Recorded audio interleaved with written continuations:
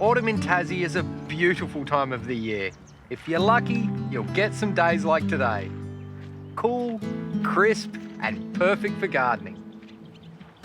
The smell of spring is still a long way off, but the patch has a certain sweet, sherbet-like scent in the air. And that's because the Feijoa trees are absolutely buckling with fruit. In a cool climate like Tassie, they ripen at the end of the fruiting season, in autumn. And when it rains, it pours. Feijoas. The fruit will fall to the ground when they're ready to be harvested.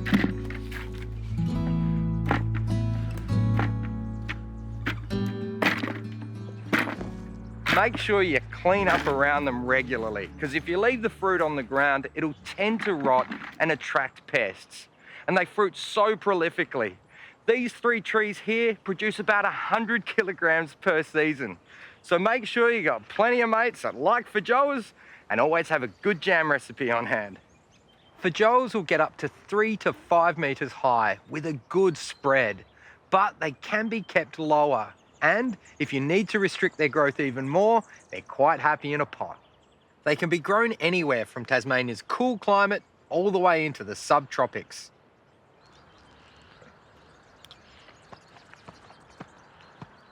Feijoas taste like a mix between pineapple and guava and sherbet. So make the most of Feijoa season by getting as many in your belly as you can. Or better still, pop a whole tree in the ground. If you don't have a Feijoa plant in your garden yet, as luck would have it, autumn is the perfect time to be putting them in. Now, when it comes to conditions, they're a pretty tolerant plant. But to get the most out of your tree, and therefore the best crop, you need to select an open, sunny position. And they prefer a rich, well-drained soil. And this bed is perfect. Because you've got a retaining wall here, any excess water is just going to drain away through gravity. But I'm still going to cultivate it well and add a good amount of well-rotted compost. That way, I'll feed the soil as well as a young tree.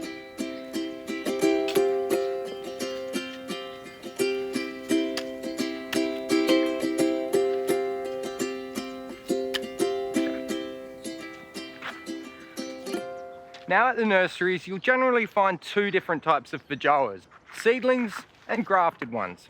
If your budget allows, always go for a grafted. Seedlings tend to be very vigorous, but because they're not a guaranteed cultivar, the size, quality, flavour and amount of fruit that you're going to get is questionable. And in fact, sometimes it can take up to 10 years before you get anything.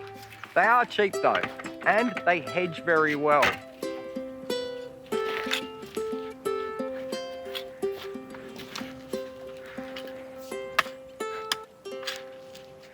I like to just dig the hole with my hands. That way, I know that the soil is nice and cultivated. That's lovely and soft.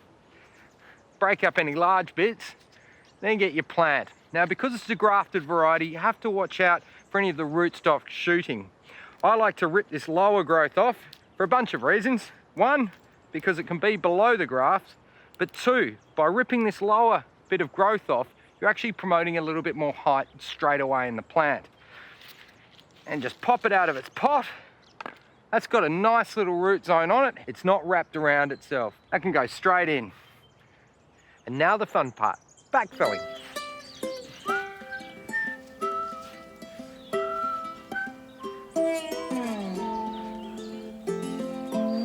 Now to finish off the planting, I like to form a little well or a moat around the young tree.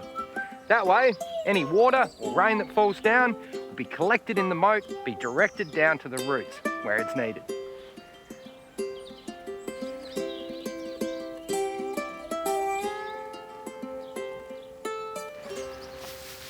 Mulch is always a good idea, but most importantly, make sure that you water your tree in well after you've planted it.